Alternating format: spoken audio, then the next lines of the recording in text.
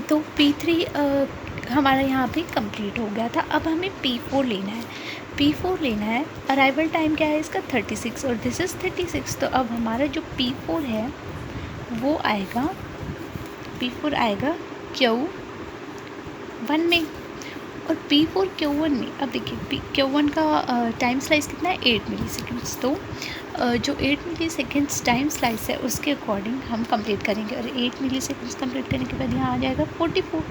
अब ये कंप्लीट तो हुआ नहीं है क्योंकि इसका बर्स्ट टाइम कितना है 30 मिली सेकेंड्स।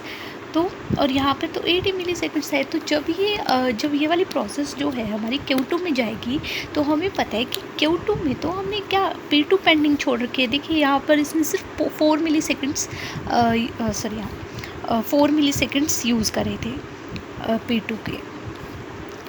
यहाँ ये रहा, देखिए P2 में Q2 ने अपने 3 मिली सेकेंड्स ये सॉरी P1 है, P1 तो हमारी कंप्लीट कर चुके हैं। तो अब यहाँ P2 जो है, देखिए हमने P4 कंप्लीट कर ली Q1 में जाके। उसके बाद देखा कि P4 कंप्लीट नहीं हुआ तो इसको Q2 के अंदर जाना पड़ेगा। लेकिन Q2 के अंदर तो पहले ही क्या है हमारी P2 प्रोसेस है और उसने अपने 3 मिली सेकेंड्स कम्प्लीट कर रखे हैं। तो इसका मतलब Q2 में जब P4 जाएगा तो पहले ही P2 होगी वहाँ पे जो पहले एग्जीक्यूट होगी। तो अब यहाँ 44 लिखा हुआ है और P2 कितना बचा हुआ है, देखिए यहाँ P2 कितना 3 मिली सेकेंड्स हो चुका था कंप्लीट और यहाँ 8 9 10 11 ये अपनी कंप्लीट कर चुका है और P2 का बस टाइम कितना है 25।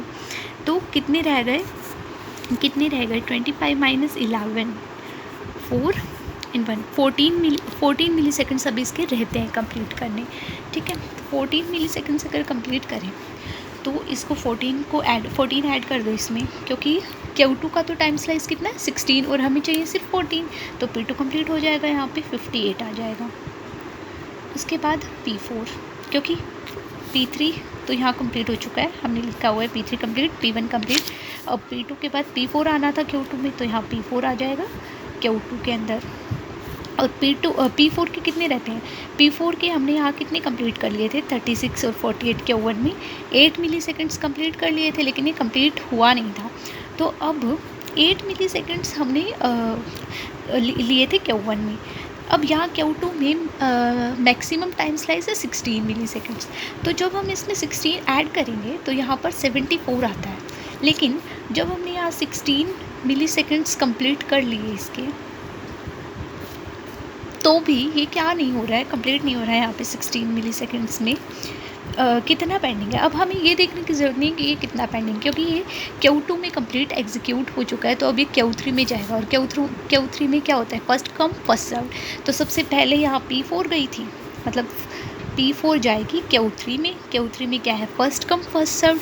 तो सबसे पहले P4 कंप्लीट एग्जीक्यूट हो जाएगी और इसका बस्ट टाइम जितना भी रहता है, जैसे हमारा यहाँ 80 हो जाएगा कंप्लीट करने के लिए जितना भी पेंडिंग रहता है। जैसे यहाँ 30 कंप्लीट करने थे हमें इसका बस टाइम, और P4 यहाँ पर 16 हो चुका था और यहाँ पर 8, 16 + 8 24। तो हमारा कितना रह गया 24 में से 8 रहता था, तो 74 में हमने 8 ऐड कर दिया, 6 रहता था सॉरी, तो हमने यहाँ पे 8 ऐड कर दिए।